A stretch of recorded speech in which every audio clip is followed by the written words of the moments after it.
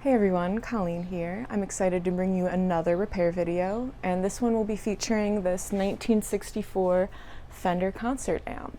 This amp is in working condition, so the goal here is going to be to make the amp as reliable as possible, keeping in mind it will be used consistently, while maintaining as much of the original character as I can. The filter caps are original, for example, the bias cap.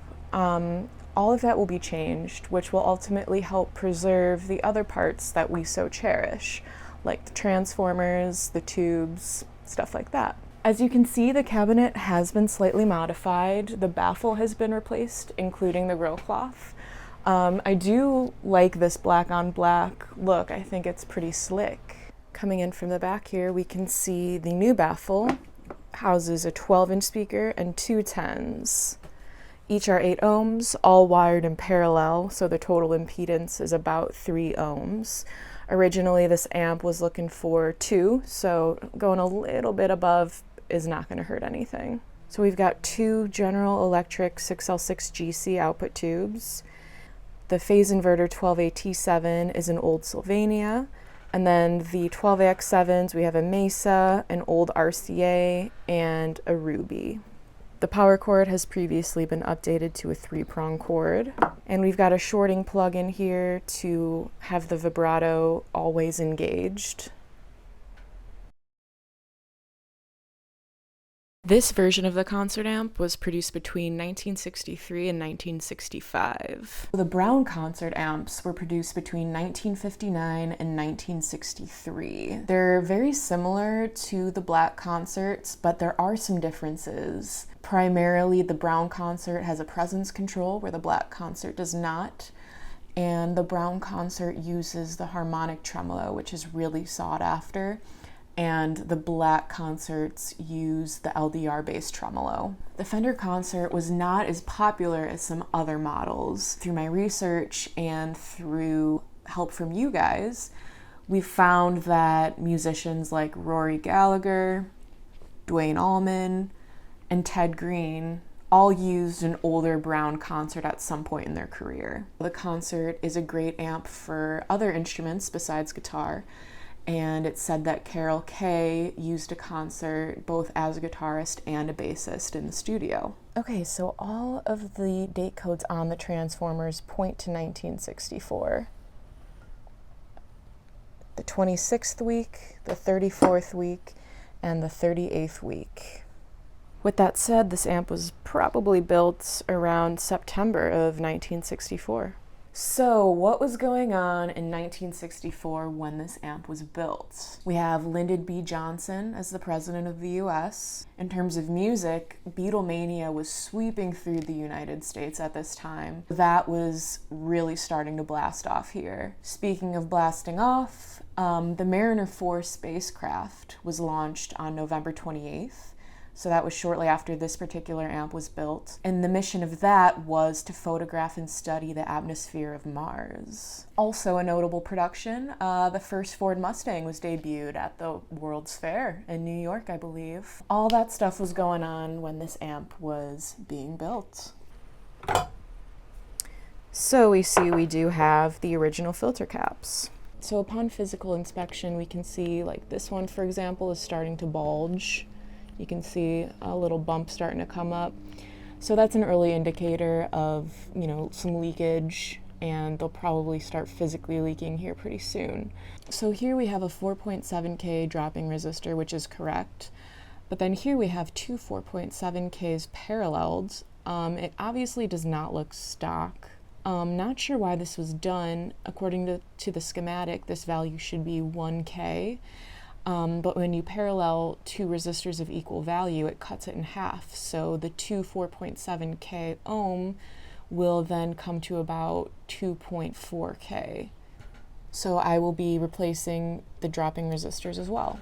And now for the moment you have been waiting for, we have a nearly original amplifier. Some of these resistors have been changed. So in addition to the filter capacitors, I'll be replacing the cathode bypass caps for the preamp. I have removed this one from the circuit so I can test it on my ESR meter. which is reading about 35.9 microfarad. So this is drifting from spec. The cap is rated for 25 microfarad. So I will be changing all of these.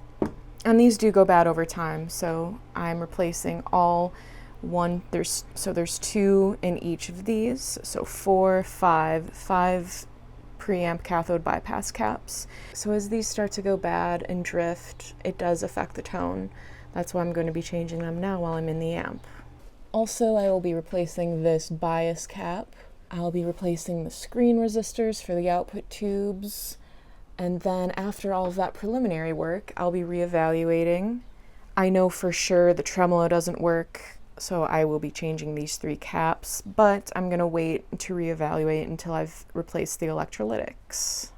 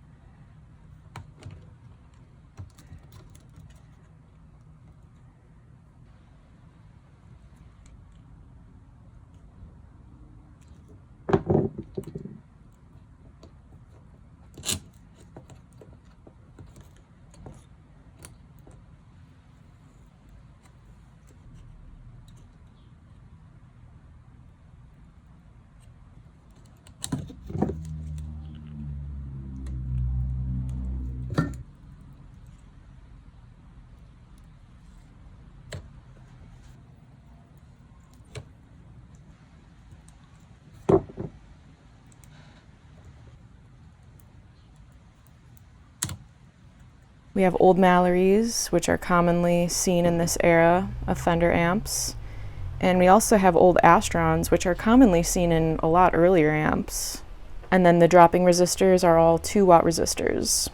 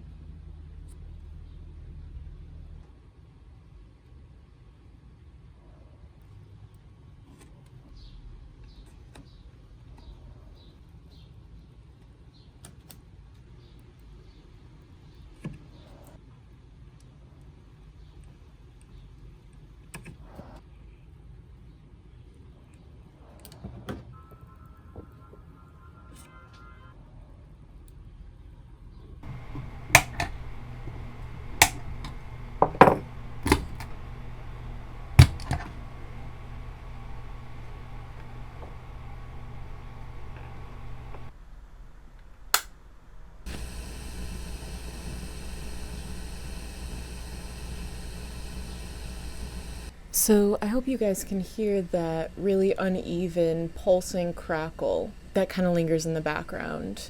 So this is coming from the preamp section, and in order to narrow down exactly which section it's coming from, I'm going to pull some preamp tubes one at a time and see when that sound goes away. So there are a couple ways to narrow this down. For example, if you turn down the volume control on each channel and see, if the noise goes away when one of the channels is all the way down, that will point to that specific channel. But for the sake of the video, I'm just going to pull the preamp tubes to show you how this is also a way to diagnose the issue. Okay, so right away, pulling V1, this is the first stage of amplification for the normal channel. That completely stopped the noise. So there's something in this section that is causing, that uneven noise. So the first thing I'm going to do is substitute in a new preamp tube so we can rule out, whether or not it's the tube itself.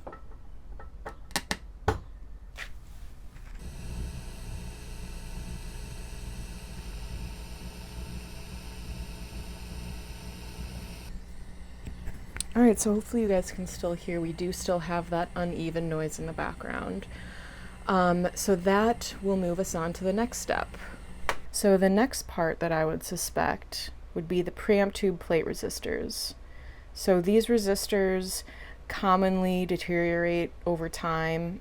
They can break down and introduce noise. And the reason why this can cause such a great effect to the overall performance of the amp is that these resistors provide the high voltage to the tube's plates, and they also provide the signal out from the tube. So they have a dual purpose, and it can really affect, as you can hear, introduce weird noises, crackling, stuff like that into the signal. So, since these are all the original carbon comp resistors, I'm just going to change channel 1 and 2's plate resistors.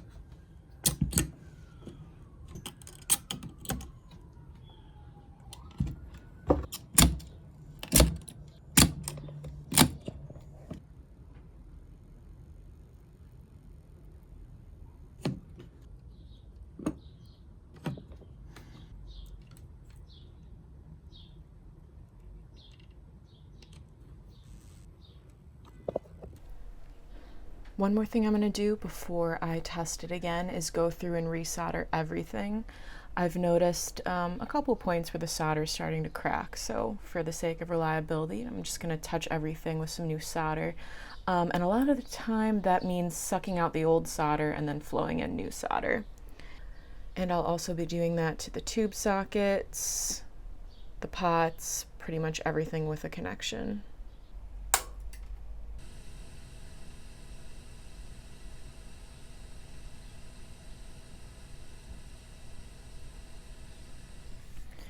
Alright, so that uneven crackle is gone.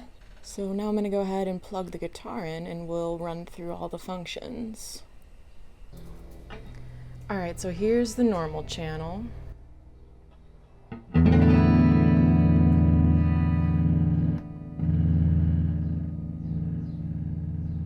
That rattling, if you hear that, is something on my walls rattling, not the amp or the cabinet.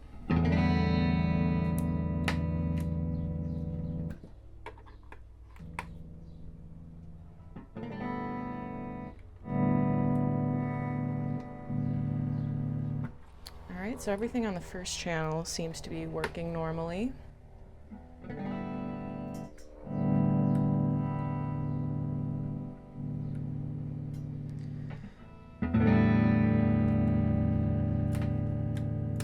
So this bright switch is kind of stuck and intermittent, so I'm gonna have to change that.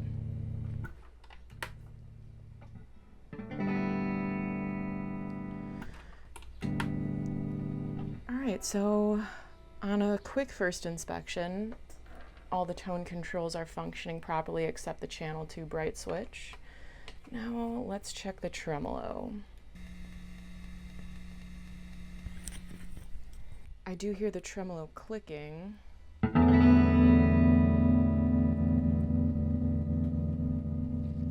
It's really weak, you can barely hear it at top speed. And there is that clicking problem. So I'm going to start out by changing the oscillator caps. That typically fixes the weak tremolo. And then I'm going to add the ticking capacitor mod to the LDR and see if the ticking goes away. And if not, I'm probably going to have to replace the LDR as well.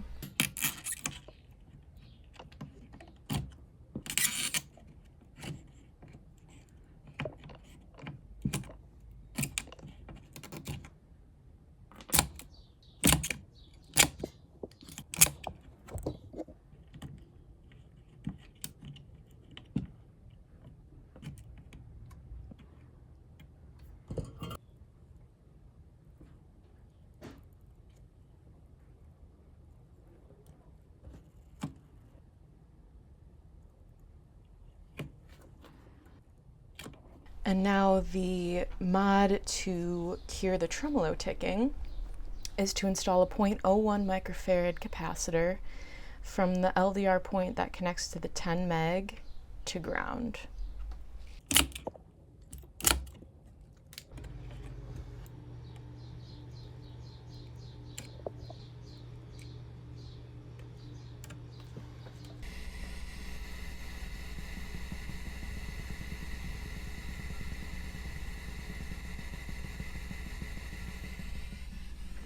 Alright, so you can hear there's still some mild thumping even with the ticking cap installed. The ticking is gone, but there is a little thump. So I am first going to try subbing in a different preamp tube, and if that doesn't fix it, I am going to replace the LDR. Let's hear how the tremolo sounds.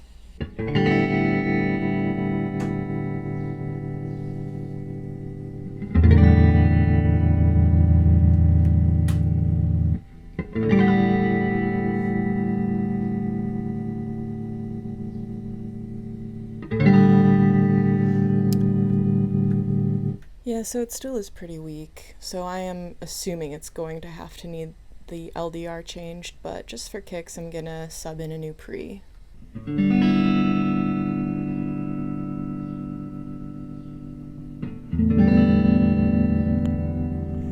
Alright, no change with the new pre, so I'm gonna go ahead and change the LDR. Here is the new LDR. The dot always faces towards the tubes.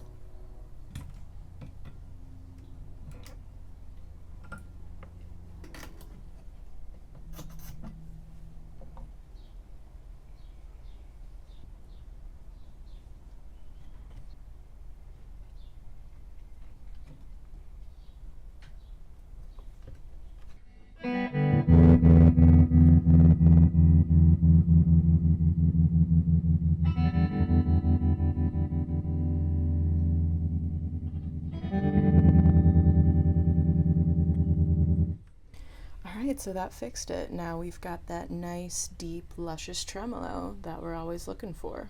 So the final little details I need to do, I'm going to change the vibrato channel bright switch. I am also going to be replacing the output tube screen resistors. This one looks a little bit burnt, and we are going to be leaving these output tubes in. They're the old GE tubes, and they still work really well, so I'm going to let the owner enjoy them for as long as he can. And then after I do that, I'm going to check the bias current, and then we'll see if there's any last things we need to do, other than a service, of course.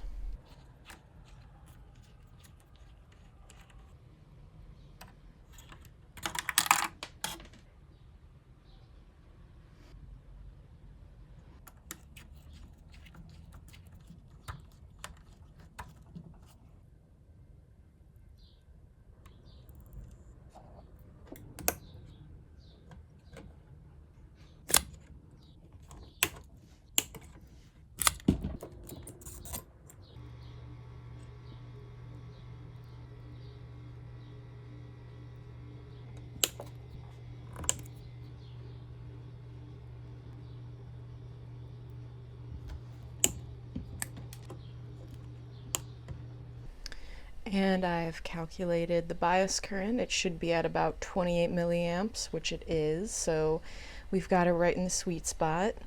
Alright, y'all, I think that's all she wrote for this one. I just finished servicing and soldering the amp. I'm going to keep all the blue molded caps in because none of them are leaking and they're all measuring within spec. So I'm going to go ahead and put the amp together and we'll test it out.